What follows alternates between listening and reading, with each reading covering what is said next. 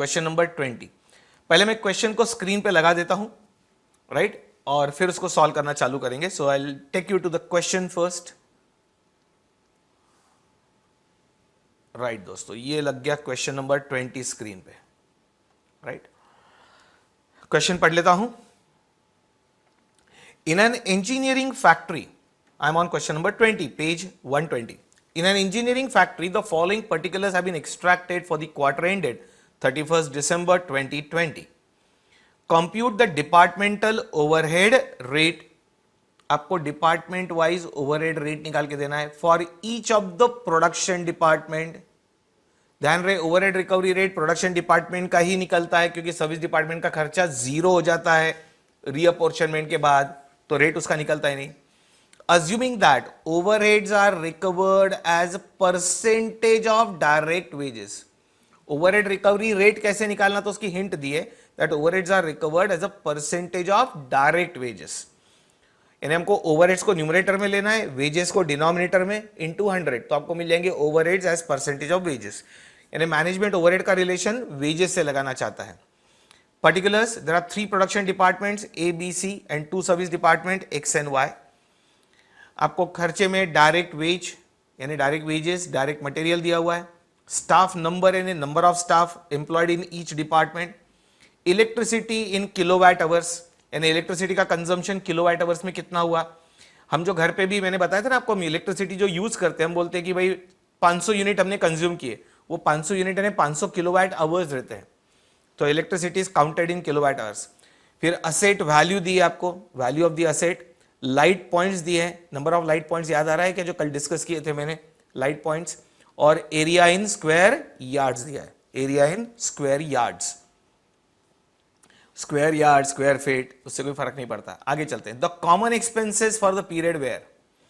अब दोस्तों एक कॉमन खर्चा है, ये डिपार्टमेंट वाइज नहीं दिया है, तो इसको क्या करना पड़ेगा, बांटना पड़ेगा, यानी क्या करना पड़ेगा, अपोर्शन करना पड़ेगा। कॉमन खर्चे में पावर है, लाइटिंग है, स्टोर्स ओवरहेड्स है, वेलफेयर ऑफ स्टाफ है, depreciation, repairs, general overheads, rent and taxes. इतने खर्चे को अपोर्शन करना है, सभी डिपार्टमेंट में बांटना है कोई सूटेबल बेसिस पे, तो यहां पर आपका दिमाग लगेगा, सोचना पड़ेगा, हम डिस्कस करेंगे। लास्ट में लिखा है apportion the expenses of service department Y according to direct wages. According to direct wages, service department Y का खर्चा किस रेशियो में बांटना है, डायरेक्ट वेजेस में, रीअपोर्शनमेंट के लिए लगेगा वो, और ऊपर वाले जो कॉमन खर्चे थे वो अपोर्शनमेंट में लगेंगे।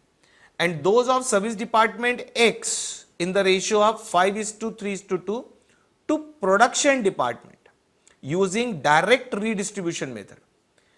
यहां डायरेक्ट रीडिस्ट्रीब्यूशन मेथड दिए, यानी सर्विस डिपार्टमेंट का खर्चा डायरेक्टली प्रोडक्शन डिपार्टमेंट को चार्ज करना है, किसी दूसरे सर्विस डिपार्टमेंट को नहीं। तो उसमें वाई का खर्चा डायरेक्ट वेजेस के रेशियो में रीअपोर्शन करना है, और x का खर्चा 5:3:2 में रीअपोर्शन करना है। तो ये वाला पैराग्राफ रीअपोर्शनमेंट के काम में आएगा। ये जो टेबल में खर्चा है ये अपोर्शनमेंट के लिए काम में आएगा, और ये जो ऊपर के टेबल में था डेटा, इसमें से कुछ डेटा अलोकेशन के काम में आएगा, और कुछ इंफॉर्मेशन है जो ये तो अलोकेशन में से कुछ लेंगे हम इधर, और कुछ इंफॉर्मेशन है जो अपोर्शनमेंट के लिए काम में आएगी। और सबसे लास्ट में क्या निकाल के देना आपको, rate, overhead recovery rate as percentage of direct wages. एक बार क्विक लुक क्वेश्चन का ले लो, एक बार फिर से पढ़ लो, फिर एक बड़ा टेबल बनेगा।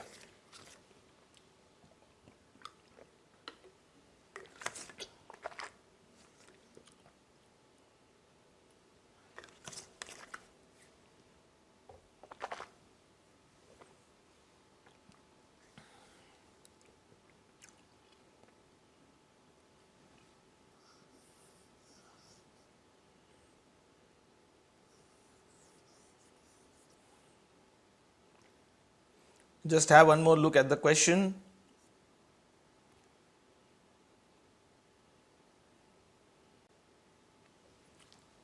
Because I'll be shifting to the answer now.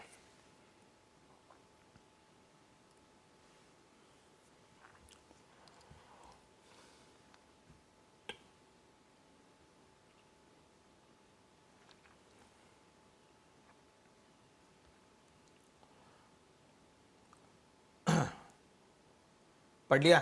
सभी स्टेप्स आएगी है दोस्तों, इसमें अलोकेशन भी है, अपोर्शनमेंट भी है, रीअपोर्शनमेंट भी है और calculation of overhead recovery rate है। बस एब्सॉर्प्शन नहीं है। एब्सॉर्प्शन है लास्ट वाली स्टेज जहां पर ओवरहेड्स चार्ज करते हैं। एब्सॉर्प्शन के लिए आपको आगे के चैप्टर्स है ना, कभी कभी यहां पर देंगे, फिर किसी जॉब का डेटा देंगे, वो जॉब की प्राइम कॉस्ट देंगे आपको और बोलेंगे कि ओवरहेड्स भी उसको चार्ज करके उसकी टोटल कॉस्ट निकाल के दो किसी जॉब की, बैच की। तो वो आगे जॉब कॉस्टिंग, बैच कॉस्टिंग में पढ़ना ही है।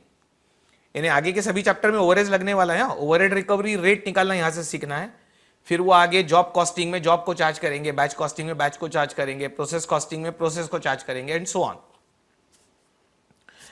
चलिए सॉल्यूशन पे। अब एक ध्यान रखो दोस्तों, ये जब ओवरहेड्स का अलोकेशन, अपोर्शनमेंट, रीअपोर्शनमेंट, ये जब स्टेप्स करनी पड़ती है तो एक टेबल बनता है, एक फॉर्मेट बनता है। जो कल आपको दिखाया तो था मैंने समझाने के लिए, वो फॉर्मेट को डिजाइन आपको करना ही पड़ेगा एग्जाम में, क्योंकि वो फॉर्मेट के बगैर आंसर डेवलप नहीं होगा। वो फॉर्मेट में 3 कॉलम परमानेंट रहते हैं, समझ लो मैं क्या बोल रहा हूं। 3 कॉलम परमानेंट, वो 3 कॉलम परमानेंट कौन कौन से? तो एक पर्टिकुलर्स, दूसरा अमाउंट ऑफ ओवरहेड्स, और तीसरा बेसिस फॉर अपोर्शनमेंट, बांटने का तरीका, बेसिस फॉर अपोर्शनमेंट। ये 3 कॉलम परमानेंट है। मैं फॉर्मेट वैसे लगा रहा हूं स्क्रीन पे आंसर के लिए। पर्टिकुलर्स में खर्चे के डिटेल्स आएंगे, नाम आएंगे। अमाउंट में उसकी अमाउंट आएगी, अमाउंट कॉलम में, और वो खर्चा बांटना कैसे है वो बेसिस फॉर अपोर्शनमेंट कॉलम में आएगा। ये 3 कॉलम परमानेंट रहते हैं। उसके बाद जितने डिपार्टमेंट उतने कॉलम और। अब यहां पर 3 प्रोडक्शन डिपार्टमेंट और 2 सर्विस डिपार्टमेंट है तो 5 कॉलम और, यानी 3 + 5 8। 3 कॉलम परमानेंट, पर्टिकुलर्स, अमाउंट और बेसिस फॉर अपोर्शनमेंट, ये परमानेंट कॉलम, प्लस जितने डिपार्टमेंट क्वेश्चन में दिए जाएंगे उतने और। तो 3 प्लस नंबर ऑफ डिपार्टमेंट्स है, 3 + 5 यानी 8 कॉलम्स का फॉर्मेट बनेगा दोस्तों।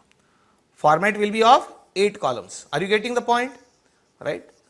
3 permanent and then as many departments that many more columns. तो मैं आपको आंसर पे ले चलता हूं। ये क्वेश्चन 20/120 पहले समझ लो, क्योंकि फॉर्मेट आपको डिजाइन करना है। समझ लो फिर बनाओ। पहले तो मैंने लिख दिया क्वेश्चन 20/120। इस फॉर्मेट को एक नाम दे दिया, ओवरहेड डिस्ट्रीब्यूशन समरी। अब मेरा ऐसा रिकमेंडेशन है कि ये ओवरहेड टॉपिक में स्टेशनरी की चिंता मत करो, नहीं तो बहुत गड़बड़ होगी। कहने का मतलब, आपकी जो नोटबुक है उसके जॉइंट पेजेस यूज करो, ऐसे जॉइंट पेजेस। ये ओवरहेड डिस्ट्रीब्यूशन समरी के लिए। आगे मर्जी आपकी है, स्टेशनरी आपकी, आप सिंगल पेज पे भी अकोमोडेट कर सकते हैं। आप एक बार सिंगल पेज पे करके देखो और जॉइंट पेज पे करके देखो, मर्जी आपकी है।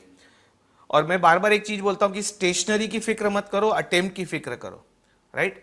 और ये ओवरहेड टॉपिक में you have to use 3 things liberally. Stationery, दिमाग, ब्रेन और कैलकुलेटर, ये तीनों का लिबरल यूज करना है ओवरहेड टॉपिक में। योर स्टेशनरी, ये भी ओवरहेड टॉपिक में, और एक्टिविटी बेस्ड कॉस्टिंग भी ओवरहेड ही है, वो एडवांस मेथड है। स्टेशनरी, दिमाग और कैलकुलेटर का बहुत अच्छा यूज करना है, लिबरल यूज। अब मेरा ऐसा सजेशन है कि जो लेफ्ट हैंड साइड का पेज है, यदि जो लोग ज्वाइंट पेज पे बना रहे हैं तो इतने कॉलम लेफ्ट साइड के पेज पे बना लो। वो छोड़ दो, छोटी मोटी जगह बची हो तो ज्वाइंट पेजेस पे चले जाओ। और ये 5 कॉलम राइट साइड के पेज पे बना दो।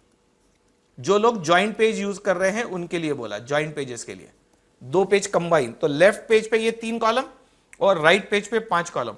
और ये बेसिस में जरा स्पेस रखना, ये बेसिस वाले कॉलम है। बेसिस फॉर अपोर्शनमेंट में हमको वो बेसिस भी लिखना है, वो रेशो भी लिखना है। और ये कॉलम पूरा वर्टिकल पेज, पूरा फुल वर्टिकल पेज ड्रॉ करना है। वर्टिकल पेज पूरा ड्रॉ करना है।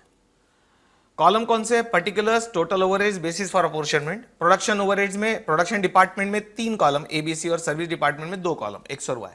ध्यान में आया आपके?